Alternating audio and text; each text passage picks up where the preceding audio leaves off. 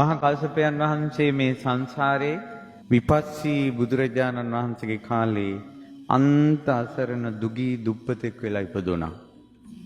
කොච්චර ඔහු දුප්පත් වුණාද කියනවා නම් ඒ දෙදෙනාට නෝනටයි මහත්තයාටයි දෙන්නටම තියෙන්නේ එක සලුවයි.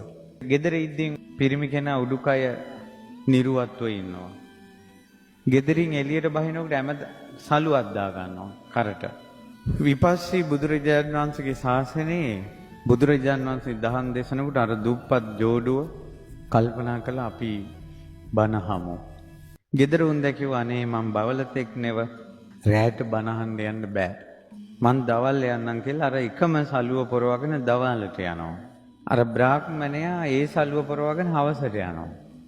ඒක සාටක දවසක් බුදුරජාණන් වහන්සේගෙන් ධර්මය අහද්දී බුදුරජාණන් වහන්සේ වෙනුවෙන් මොන හරි දෙන්නම හිතෙන්නේ. දැන් මෙයාට කල්පනා වුණා මට දෙන්න මොකුත් නැහැ. මේ සලුව විතරයි දෙන්න තියෙන්නේ. කියලා දෙන්න හිතනවා. ඒ වුණාට හිතනවා දැන් නෝනටත් එකයි මටත් එකයි. කොහොමද දැන් අපි ගෙදරින් යන්නේ මේ සලුව දුන්නොත් කියලා දැන් බනහනවටත් වැඩිය මේක දෙනවද නැද්ද කියන යුද්ධේ ඉන්නේ. පළවෙනි යාමේම ඉක්මවා ගියා.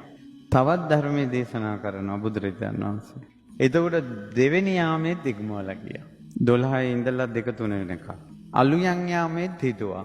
3 ඉඳලා පාන්දර වෙනකල් වගේ. අවසානයේ කල්පනා කළා ඊළඟට වෙන දේ පස්සේ බලමු. ඒක ඒ වෙලාවට බලාගමු කියලා හිතලා පූජා කළා. පූජා කරනකොට ඇතිවෙච්ච සතුට කියන්නේ බුදුරජාණන් වහන්සේට සලුවක් පිදීමේ පින ප්‍රීති ഘോഷා කළා මං ජයගත්තා කියලා. රජුරු ඇහුවා මොකද්ද උඹ ජයගත්තේ?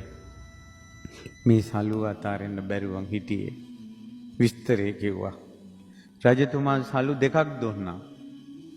ඒ මනුස්සයා කල්පනා කළා මොකක්වත් නැතුව හිටපු මට රජුරෝ සලු දෙකක් දුන්නේ බුදුරජාණන් වහන්සේගේ ගුණ අහලා. මම පූජා කරපු දේ ගැන අහලා. ඒ නිසා මේක මට නෙවෙයි කැප බුදුරජාණන් වහන්සේට කියලා සලු දෙක බුදුරජාණන් වහන්සේට පූජා කළා. ආය රජුරෝ දෙකක් කෙව්වා. ආය පූජා කළා. ඊළඟ පාර 4ක් කෙව්වා. 4ම පූජා කළා. ඊළඟ පාර 8ක් කෙව්වා. 8ම පූජා කළා. ඊළඟ පාර 16ක් කෙව්වා. 16ම පූජා කළා. ඊළඟ පාර 32ක් කෙව්වා. මෙයා කල්පනා කළා මේක දිගින් දිගටම හරියන්නේ නැහැ කියලා නෝනටයි දෙන්නට දෙකක් තියාගෙන 30ක් බුදුරජාණන් වහන්සේට පූජා කළා. දැන් ඔන්න දෙන්නම එකට බණ අහන්න එනවා.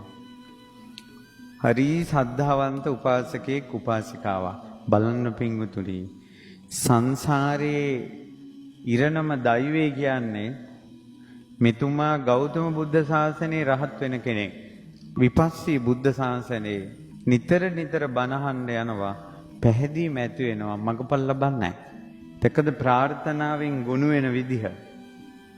රජ්ජුරුව රතු කම්බිලිය උපාසක මහත්තයට දුන්න උපාසක මහත්තයෝ හැමදාම මේක පොරවගෙන බණහන්න කියලා. රජ්ජුරුව පොරවන රතු කම්බිලිය Tamanne ලැබුණාට පස්සේ මේ මිනිස්සයා කල්පනා කළා මේ විදිහේ කුණු කයකට මොකටද මේ? මම මේක බුදුරජාණන් වහන්සේට පූජා කරනවා කියලා. බුදුරජාණන් වහන්සේගෙන් අවසර අරන් බුදු කුටියේ වියනක් බැඳා.